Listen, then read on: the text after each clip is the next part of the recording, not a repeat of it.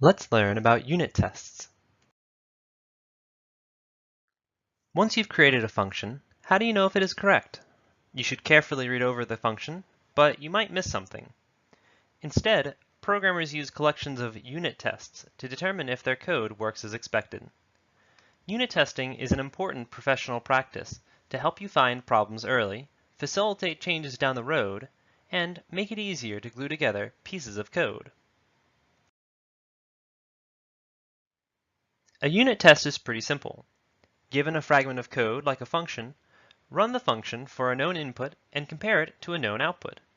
For example, consider this function that converts feet to inches. Below it is a collection of 5 possible inputs and the 5 expected outputs. These are our unit tests. A tricky part of making unit tests is thinking of appropriate test cases.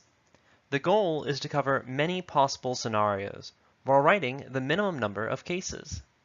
In our conversion function before, we tried it with a small positive number, a decimal number, a negative number, a large number, and 0. These are all representative cases.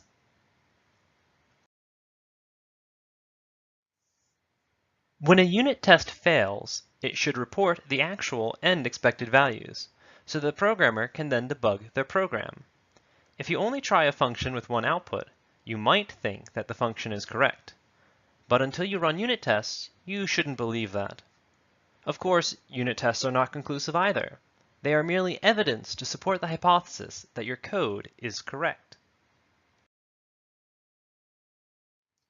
The larger your program, the more important it is to unit test individual pieces.